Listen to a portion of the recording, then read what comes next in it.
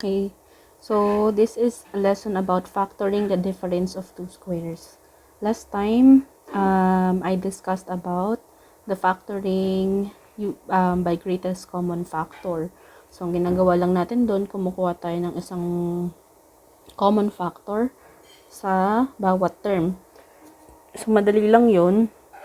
This time naman ay difference of two squares. Kung matatandaan ninyo, meron tayong diniscuss na product of the sum and difference, di ba? Sa special product. So, ito yung naging answer niya. Ngayon, ang gagawin natin, paano natin siya ibabalik doon sa product of a sum and difference. Kasi minsan, kailangan natin ng factoring for the next chapter of your Math 8, which is rational expressions. Okay? So, for example, meron akong given na x squared minus 4. Paano nyo malalaman na siya ay factoring the difference of two squares? Pinakauna nyo titingnan is kung yung first term ba at saka yung last term ay parehong perfect square. Okay. So, yung x squared ay perfect square. And then yung 4 ay perfect square din. So, ibig sabihin, meron na tayong two squares.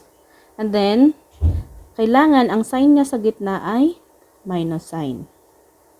Para maging difference naman siya. Okay? So, yun ang paano natin mare-recognize kung siya ay difference of two squares. Okay.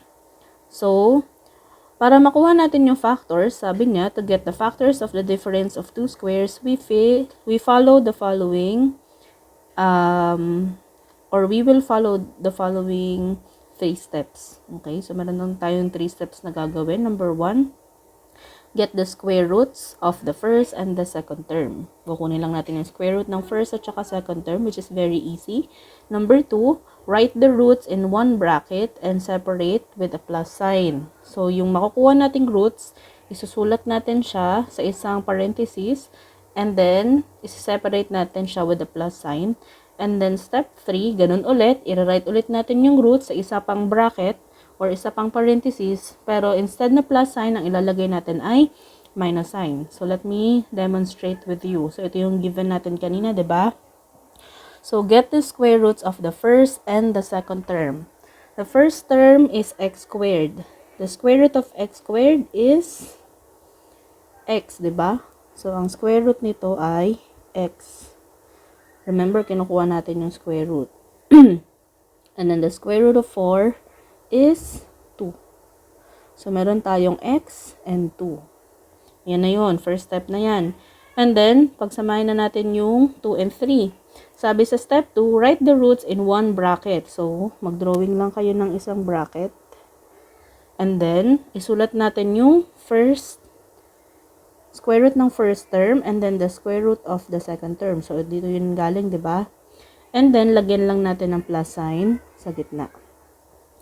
And then, step 3 na agad tayo. Tapos na tayo sa step 2. Sa step 3, ganun ulit. Drawing ka ulit ng isa pang bracket. And then, sulat mo ulit yung x at saka yung 2. Pero this time, minus naman ang ilalagay natin. And then, yan na yung answer. Okay?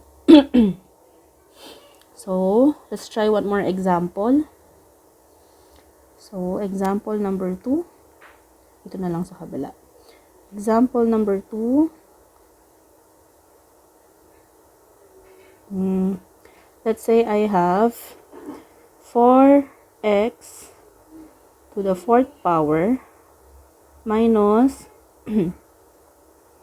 25. So, 4x to the 4th power minus 25. So, first thing, kailangan nyo munang i-recognize kung siya ba ay factoring by the difference of two squares. Okay. So, titingnan natin lahat. Yung 4 ba ay perfect square? Yes. Yung x to the 4th ba ay perfect square? Yes. Paano natin malalaman kapag ang variable ay perfect square? Kapag ang kanyang exponent ay divisible by 2. Pag sinabi natin divisible by 2, kaya nating i-divide by 2. And then, yung 25 naman, which is our second term, is also a perfect square. So, i-extract na natin yung square root. The square root of 4 is 2. And the square root of x to the fourth is x squared. Paano natin nakuha yon? So, dinivide ko lang yung 4 sa 2. 4 divided by 2, that is 2. Okay? And then, next, ang square root naman ng 25 ay 5. So, the square root of 25 is 5. So, yan na yung first step natin. And then, our second step is to write them in brackets, diba? So, second step is write yung nakuha natin, 2x squared at saka 5 with a plus sign in the middle. And then, ganun lang ulit. Let's write 2x squared and 5. And then, lalagyan lang natin ng minus sa gitna. And then, this is your answer. Okay? So, ang pinaka-crucial lang dito na part or step is step 1. Kailangan tama yung makuha yung roots. So, the square root of 4 is 2. The square root of x to the fourth is x squared. Okay? And then, the square root of 25 is 5. Okay. Next example. Let's try one more. Example number 3.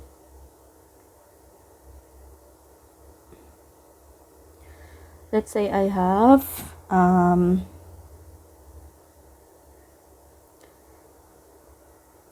sabihin natin 2x squared plus 16. Okay, so 2x squared plus 16. So again, titingnan muna natin kung siya ay difference of 2 squares. So, una, makikita ninyo agad, although perfect square yung x squared at saka yung 16, pero yung 2 ay hindi perfect square, 'di ba? Wala namang number na kapag minultiply mo sa sarili niya ay 2 ang makukuha natin. Okay? So, hindi na to qualified agad. And then, another reason kung bakit hindi na siya qualified is because plus yung nasa gitna niya. Dapat ito ay minus sign. So, should be minus sign. Okay. So, paano po, miss, kapag halimbawa, minus sign naman to, pero 2x squared pa din, hindi pa din po natin siya pwedeng isolve by difference of 2 squares. So, ibig sabihin, iba ng method ang gagamitin natin to get the factors here. Pwede natin gamitin yung factoring by greatest common factor. Okay? So, paano natin ito isosolve by greatest common factor? So, if I have 2x squared plus 16, ang common factor lang naman itong dalawang ito ay pareho lang silang divisible by 2. So, magiging 2 times 2x squared divided by 2, we get x squared, and then 16 divided by 2, that's 8. And then, ito na yung pinaka-factor. Okay? So, I'm just presenting to you a situation kung paano masosolve kapag hindi siya qualified sa difference of 2 squares. Okay?